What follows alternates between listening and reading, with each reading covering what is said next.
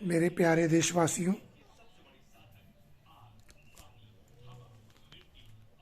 मैं बहुत ही व्यथित मन से आज आप सभी के समक्ष अपने दिल में चल रहे उथल पुथल को आपके समक्ष रखना चाहता हूँ।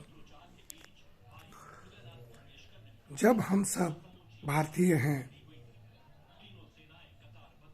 तो भारतीय होने के नाते, भारतीयता के नाते हमारा ये परम कर्तव्य बनता है कि हम सभी भारतीयों के सम्मान करें, चाहे सुदूर दक्षिण में बसने वाले कोई लोग हों, चाहे सुदूर उत्तर में या बंगाल में लोग रहने वाले हों, पूरब की दिशा में असम तक, या पश्चिम में गुजरात से लेकर के महाराष्ट्र तक, हम सभी भारतीय हैं।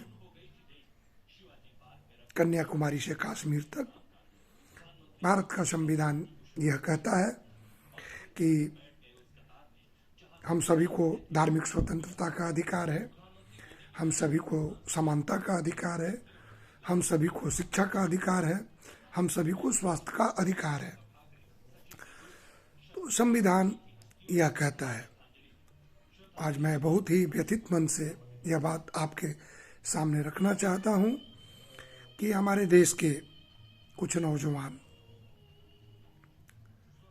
क्षेत्रवाद की भावना से इतने ओतप्रोत हो गए हैं कि क्षेत्रवाद की मानसिकता के कारण हो या किसी राजनीति से प्रेरित होकर के हो, ऐसी बातें कहने लगते हैं कि बंगाल में बिहारियों का क्या काम है,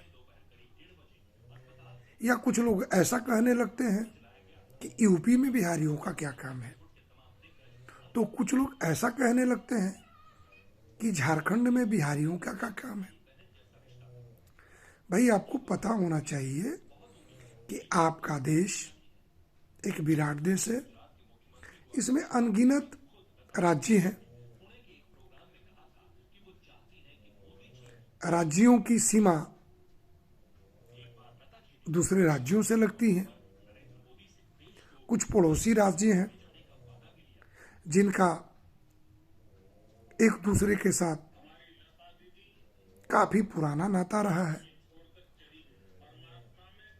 तो अब अचानक कुछ लोग ऐसी मानसिकता से भर गए कि भाई भाषा के नाम पर मान लो। अब भाषा के बारे में जिनको जानकारी होगी, जो विद्वान होंगे, वो बंगाल के विद्वान हो, झारखंड के विद्वान हो, बिहार के हो, दिल्ली के हो, हरियाणा, पंजाब, कश्मीर, हिमाचल के हो या दक्षिण भारत के विद्वान हो, तो आपको पता होना चाहिए कि देश में एक ही भाषा थी, संस्कृत। और जब संस्कृत भाषा टूटी, देश पर अनगिनत आक्रमणकारियों ने आक्रमण किया, आपका समृद्ध पुस्तकालय जला, आपकी धरोहर को खत्म किया गया, आपकी पुस्तकें जलाई गईं। तो ऐसा हुआ कि विराट देश था, साधन कम था, विविधताएं ज़्यादा थी। कुछ लोग नदी के इस पार, कुछ लोग नदी के उस पार, कुछ लोग पहाड़ के उस तरफ, कुछ लोग पहाड़ के इस तरफ, कुछ लोग समुंदर के उस तरफ, कुछ लोग समुंदर के इस तरफ। तो कालांतर में क्या हुआ कि एक ही गांव के लोग अगर दो तरफ रह रहे हैं, उनकी भाषाओं में फर्क होने लगा। एक ही जिला के लोग अगर कुछ समय तक न मिले एक दूसरे से, उनकी भाषाओं में फर्क आया। मेरे कहने का आशय यह है कि संस्कृत एक समृद्ध भाषा थी और उसके विघटन के कारण, संस्कृत के टूटने के कारण प्राकृत भाषा का निर्माण हुआ, फिर अपभ्रंश हुआ, फिर अवधि हुई, ब्रज हुई, और अवधि और ब्रज के ही समय में दो और भाषाओं का निर्माण हुआ, भोजपुरी और मैथिली। तो ये जो भाषाएं हैं, मैथिली हो, भोजपुरी हो अवधी और ब्रज हो, इनमें काफ़ी समानताएं हैं। यह कुल मिला जुला के संस्कृत की उपभाषा है। अगर बड़े परिप्रेक्ष्य में बात करेंगे, बंगाल की बंगला है, यह भी संस्कृत से निकली हुई है। उड़िया है, काफ़ी समानता है। गुजराती है, काफ़ी समानता है संस्कृत से। तो भाई आपको पता होना चाहिए कि सारी भाषाओं की मातृभाषा संस्कृत है और आपकी भाषाओं का मूल में एक ही भाषा का इतिहास है। फिर इतना घृणा क्यों भोजपुरी भाषा से? भाई झारखंड में काफ़ी प्यारे लोग रहते हैं। झारखंड के मूल लोग, मूल आदिवासी बहुत ही शांत प्रकृति, सौम्य विचारधारा, सबसे मिलजुल के रहने वाले और प्रकृति पोषक हैं। और कुछ इक्के दुक्के लोगों को छोड़ दें किसी भी समाज के, तो क्या बिहार के भी सारे लोग बुरे नहीं हैं? तो ये तमगा लगा देना कि बिहार के लोग बाहरी हैं। आपको पता होना चाहिए कि आप खुद भी कभी बिहार के थे। झारखंड बिहार से अलग हुआ है। वैसी परिस्थितियां थीं कि अटल जी ने बिहार से झारखंड को अलग किया। अटल जी एक महान नेतृत्व करता थे, एक महान नेता थे। मैं उनके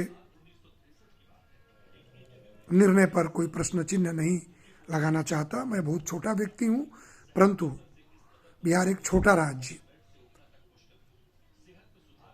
कोई जरूरी नहीं था कि बिहार का विघटन किया जाए, एक राज्य में दो राज्य बनाया जाए, परंतु बना। अभी भी बिहार से बड़े बड़े राज्य हैं।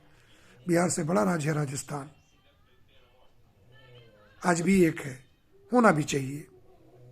ठीक है, तो झारखंड अलग हुआ तो आपको बिहारियों से ही नफरत हो गया। भाई आप भी बिहारी थे।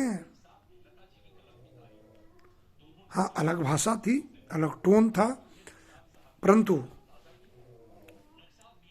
ये हमारे छोटा नागपुरी भाषा जो है, यह भाषा जरूर भोजपुरी से कुछ अलग है, परंतु इसके अलावा जो आप बोलते हैं, ये गिरिडीह में बोली जाने वाली भाषा, आपको दरभंगा में बोली जाने वाली भाषा, आपको धनबाद तक बोली जाने वाली भाषा, हजारीबाग की भाषा, ये कौन सी भाषा है? आपको पता है? आप स्वयं अंगिका, मैथिली, मगही और भोजपुरी की उपभाषा है। मैं नागपुरी भाषा और मैं आदिवासी भाइयों द्वारा बोली जाने वाले भाषा के बारे में नहीं कह रहा हूँ। मैं कह रहा हूँ मधुपुर, जसीडीह और इससे सटे हुए जो लोग कुछ अंचल है, धनबाद तक या गिरिडीह तक, ये कौन सी भाषा है? इसको कौन सा भाषा आप कहेंगे? हजारीबाग में कौन सी भाषा बोली जा रही है? तो भाषाओं के नाम पर राजनीति बंद करें। इतनी ही नफरत है तब तो देश की कल्पना छोटी पड़ जाएगी। देश होता ही है, अनेक राज्यों को मिलाकर के एक देश बनता है और एक देश में रहने वाले उत्तर से दक्षिण तक, पूरब से पश्चिम तक सारे लोग एक हैं। कुछ संस्कृति अलग है, कुछ लोकाचार अलग है, कुछ लोकाचार प्रचलन अलग है, कुछ भाषाएं अलग हैं। इसका अर्थ यह नहीं है कि बिहारियों का झारखंड से कोई लगाव नहीं है या झारखंडियों का बिहारियों से कोई लगाव नहीं है। और खासकर झारखंड के बारे में तो अगर कोई ऐसा कह रहा है तो वह नितांत ही अज्ञानी किस्म का व्यक्ति होगा। भाई आप बिहारियों को झारखंड में बंद करेंगे तो आपको कौन बिहार में स्वागत करेगा? आपको कौन यूपी में स्वागत करेगा? और कोई गारंटी ले सकता है क्या कि आप झारखंडियों का काम झारखंड से हो जाएगा? आपको भी जरूरत है बिहार का, बंगाल का, यूपी का, देश के समस्त हिस्सों का। आप भी चारों तरफ जाते हैं, आपको चारों तरफ स्वागत है। फिर आप अपने यहाँ भाषा के नाम पर, हमें तो कोई दिक्कत नहीं है, आप आइए बिहार में और बोलिए धनबाद में बोली जाने वाला भाषा। तो अपने विचार को विराट कीजिए, अपने मन स्थिति को साफ कीजिए, अपने भाईचारा के भावना को बढ़ाइए और मन में जो कुछ कुलसित कुटिल विचार आ रहे हैं इनको त्याग कीजिए। झारखंड सदियों से बिहार का हिस्सा था, अभी चंद बरस पहले आप अलग हुए हैं। सदियों से, सिर्फ अंग्रेजी काल तक की मैं बात नहीं कर रहा हूँ, मुगल काल में भी आप बिहार के हिस्सा थे। उसके पीछे हजारों बरस आप विराट मगध साम्राज्य का एक अंग हुआ करते थे। आपका तो बिहार से पुराना, हम तो कहते हैं कि आप बिहारी हैं, नाम सिर्फ बदल गया है झारखंड।